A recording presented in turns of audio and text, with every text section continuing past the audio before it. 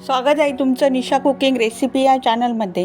तर आज आपण तिसरे शिंपले कालवण ही रेसिपी करणार आहोत। त्यासाठी लागणारे साहित्य आहे ओलं खोबरं किंवा सुकं खोबरं, कांदा, टोमॅटो, आलं, लसूण, तेल, मीठ, भाजका मसाला। प्रथम शिंपले 7-8 वेळा चांगले धुवून घेतले।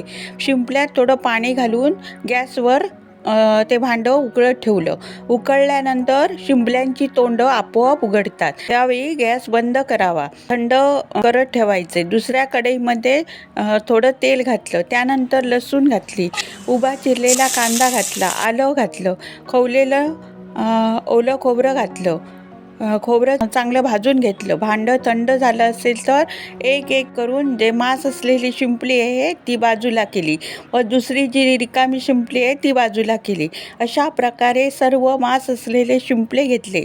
भाजलेले वाटण जे आहे मिक्सरला थोडं जाडसर लावून घेतलं। दुसऱ्या भांड्यात थोडं तेल घातलं, बारीक चिरलेला कांदा घातला, चिरलेला बारीक टोमॅटो घातला, 1 चमचा मीठ घातलं, त्यानंतर तयार केलेलं वाटण घातलं, नंतर शिंपले घातले, पुन्हा मीठ घातलं नाही, यात मीठ फार कमी लागतं।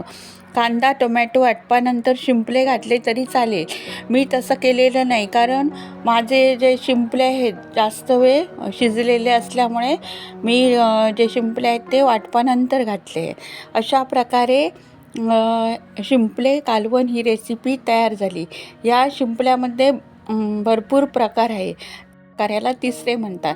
हा जो व्हिडिओ आहे आवडल्यास लाईक करा व चॅनेलला सबस्क्राईब करायला विसरू नका।